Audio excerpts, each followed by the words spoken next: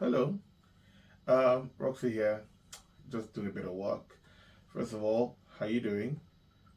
This is my work from home setup. I'm in the house, as you can tell.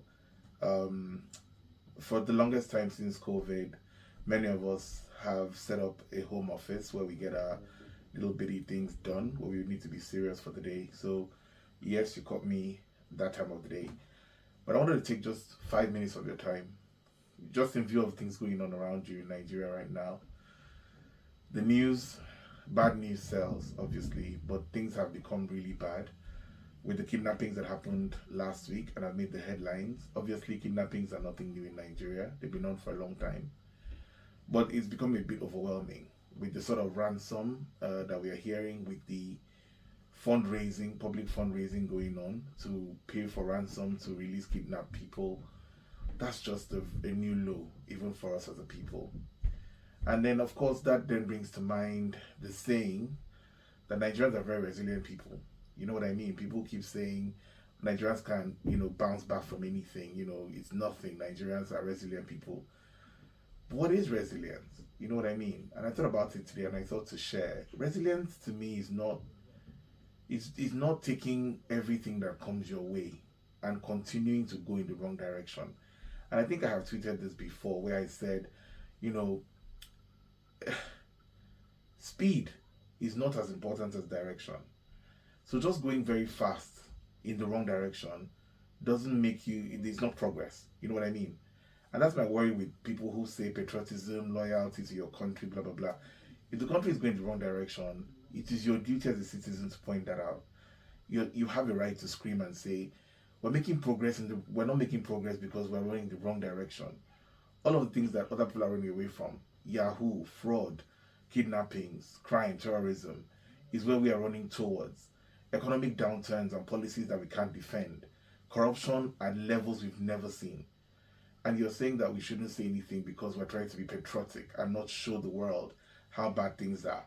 Your other argument is it happens everywhere else in the world, so why are we always making noise about it? Well, that's the world's problem. If the world doesn't make noise about their own issues, doesn't mean I can't make noise about mine. Because the dream I have for my country might be different from the dream that someone else has for their country. And so, yes, we do have a right to scream.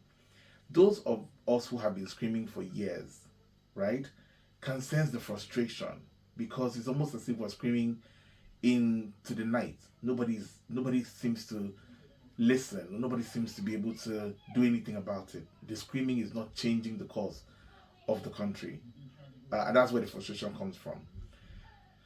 So today, let's talk about resilience, proper resilience, for a bit. Resilience comes from your ability to persevere when you are pursuing the right things. So it is not about hitting your head on the concrete wall over and over just to prove that you can withstand the pain. One of two things will happen. You either break through the concrete wall with your head, or scientifically and logically, you're most likely going to break your own head. Which then brings me to the point about value. First of all, to be resilient, you need to determine this thing that I'm pursuing, this goal that I've set to myself, is it a valuable goal? And there are short term and long term goals. I always say to people, short term goals and long term goals are equal. Not one is bigger than the other. You have to survive in the short term. You have to eat and be alive for you to even have a chance of achieving the long term goals, the nice to do things, the future that you plan for yourself. So, yes, you can't ignore one for the other. Secondly, when you fail, you have to know in your heart that I failed pursuing the right things, right? If I was just running after somebody who I was playing, for instance, and I fell down, right? I'd feel a bit more upset with myself for not being careful enough. Also, the reason for which I fell down makes no sense. I was being childish, I was running around and horse playing with my colleague in the office, and then I got fired. The hurt would be worse than if I was pursuing a thief who came into the office and took something. I was running away and I pursued him and I fell. I'd almost feel no pain. That's what resilience does. When you're pursuing the right values and you're pursuing the right goals, then when you do fail, you fail forward. You fail with credibility and you're happy with yourself for what you've done, and then the pain is justifiable. Third of all, make sure that you have people who believe and can tell you the truth. So believe in your goals and tell you the truth. If your goals are shitty goals, you need people who can tell you upfront before you waste your energy and time. You need people that will tell you, you know what, don't go that direction. You're too old for that. That time has passed. You should be focusing on this other thing. This is where you are in life right now. If you go on like this in 5 years, you're not going to reach where you're going. You need truth tellers around you. But truth tellers can also be very brutal. They can kill your spirit. So I always tell people, you need a balance of friends. There is a space in your life for mediocre friends. There's a space in your life for friends who just call you to talk about rubbish. They uplift your spirit with nonsense, what I call nonsense, because it doesn't really add value to your goal. But again, short term, it keeps you mentally active. It doesn't make you as frustrated as you would be. It brings laughter and joy and makes you feel like I'm going another day. So a balance of a support system is number 3. Number 4, you must be ready for change. I don't believe in focusing on a goal over and over, 20 years, nothing has come of it, and you refuse and you're adamant to change. You refuse to adapt. You refuse to pivot very quickly. And that's what happens to a lot of young people. When they're 15 and they think they have musical talent, the same people who at 15 tell you that you're great and you can rap and you can sing and they encourage you and believe in you.